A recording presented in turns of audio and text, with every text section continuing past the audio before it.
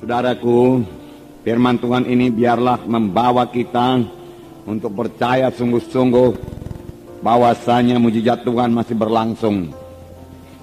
Bahwasanya penginjilan yang berhasil adalah penginjilan yang disertai dengan kuasa Tuhan, yang disertai dengan tanda-tanda, yang disertai dengan kesembuhan orang sakit, yang disertai dengan kebebasan yang terikat. Itulah dia macam penginjilan yang dilakukan oleh Tuhan Yesus. Dan Tuhan sendiri berkata, pekerjaan-pekerjaan yang aku kerjakan akan kamu kerjakan. Bahkan pekerjaan-pekerjaan lebih besar daripada ini karena aku pergi kepada Bapa. Ini bagi setiap orang percaya. Biarlah firman Tuhan ini membuat saudara percaya bahwasanya mujizat masih berlangsung. Dan Tuhan mau memakai saudara dalam hal ini. Dan juga terlebih-lebih membuat saudara lapar dan haus akan pelayanan yang berkuasa. Lapar dan haus akan tanda ajaib, tanda mujizat. Lapar dan haus akan karunia Roh Kudus yang memang sudah diberikan Tuhan pada gerejanya, terlebih gerejanya pada akhir zaman ini. Firman Tuhan berkata, mintalah maka akan diberikan kepadamu, carilah maka kamu akan mendapat, ketuklah pintu maka pintu akan dibukakan bagimu. Siapakah yang mau mencarinya dengan sungguh-sungguh? Nah, oleh sebab itu mari kita rindukan, saudaraku, kuasa dan tanda mujizat Tuhan ini. Jangan puas, saudaraku, dengan pelayanan yang biasa-biasa saja. Ya, harus terjadi mujizat Tuhan dalam tiap-tiap kebaktian kita. Amin.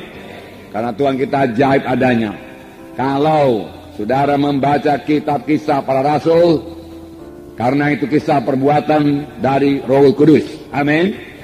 Ya, mujizat Tuhan banyak kali terjadi dalam Kisah Para Rasul. Dan biarlah pada akhir zaman ini lebih banyak lagi mujizat Tuhan. Amin. Kita akan membaca Kisah Rasul pasal 8 ayat 1 sampai 13. Haleluya.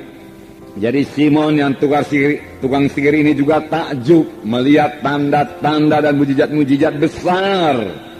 Tanda-tanda yang besar, mujizat-mujizat yang besar terjadi. Jadi banyak tanda, banyak mujizat. Amin. Banyak penyataan-penyataan Roh Kudus harus terjadi dalam pelayanan kita.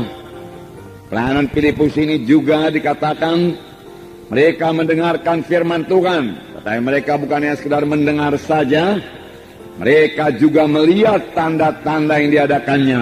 Setelah mereka mendengar firman Tuhan dan melihat tanda-tanda yang diadakannya, tanda mujizat yang tidak bisa dilakukan dengan kekuatan manusia, mereka dengan bulat hati menerima apa yang diberitakannya itu. Sebab dikatakan dari banyak orang keluarlah, orang-orang yang kerasukan keluarlah roh-roh jahat itu dengan suara keras. Berteriak dia. Setan bisa berteriak memakai mulut orang yang kerasukan itu. Dan banyak orang lumpuh dan banyak orang timpang. Bukan sedikit, banyak. Biarlah kita merindukannya. Biarlah kita lapar dan haus akan hal ini. Karena inilah dia pelayanan Tuhan Yesus. Dan Tuhan Yesus berkata, pekerjaan yang aku kerjakan akan kamu kerjakan. Sidang akhir zaman ini yang mengerjakannya. Sebab tanda orang percaya, mereka itu akan meletakkan tangan atas orang sakit, lalu orang itu akan sembuh. Dan mereka itu akan mengusirkan setan dalam nama Yesus. Dan setan bisa tunduk dalam nama Yesus. Nah, saudara, setan bekerja sepanjang zaman. Dalam pelajaran-pelajaran kita yang lalu kita telah melihat bahwasanya setan berusaha menghancurkan gereja pertama. Setan tidak peduli walaupun gereja itu masih sangat muda. Lebih cepat dihancurkan lebih baik. Itulah dia setan. Ya, pada waktu terjadi mujizat Tuhan, orang lumpuh disembuhkan, saudaraku. Kemudian mereka mengancam rasul-rasul dan berkata kepada Petrus dan Yohanes, jangan lagi mengajar dalam nama Yesus. Kami tangkap engkau. Kami punya kuasa menangkap engkau. Kalau engkau mengajar lagi dalam nama Yesus, diancam. Tetapi ancaman ini bukannya menakutkan rasul-rasul, tetapi bawa mereka berdoa dengan sungguh-sungguh dan berserah hati berdoa, sehingga saudaraku, gereja pertama bertumbuh dengan cepat dan kuasa dan mujizat Tuhan bertambah-tambah lagi dinyatakan. Amin, saudara. Firman Tuhan mengatakan demikian. Bertambah-tambah lagi dinyatakan. Mujizat-mujizat terjadi dan banyak orang diselamatkan. Dalam Kisah 5 ayat 12 saya bacakan kepada saudara. Kisah 5 ayat 12. Dan oleh rasul-rasul diadakan banyak tanda dan mujizat di antara orang banyak. Semua orang percaya selalu berkumpul serami Salomo dalam persekutuan yang erat. Jadi bukan berpihak-pihak mereka, dalam persekutuan yang erat. Amin. Nah, milikilah persekutuan yang erat sama lain. Persekutuan yang erat. Dalam satu sidang harus ada persekutuan yang erat. Harus bersehati supaya sidang itu bisa diberkati Tuhan. Amin. Rumah tangga yang bersehati adalah rumah tangga yang diberkati Tuhan. Amin. Ayat 14. Dan makin lama makin bertambahlah jumlah orang yang percaya kepada Tuhan, baik laki-laki maupun perempuan. Nah, langkah baiknya ini, ya. Bahkan mereka membawa orang-orang sakit keluar ke jalan raya dan membaringkannya di atas balai-balai dan tilang, supaya apabila Petrus lewat, setidak-tidaknya bayangannya mengenai salah seorang dari mereka. Jadi karena tidak sempat lagi meletakkan tangan, bayangan Petrus saja menyembuhkan. Bukan bayangan Petrus menyembuhkan, kuasa Tuhan menyembuhkan. Karena mereka punya iman pada Tuhan. Amin.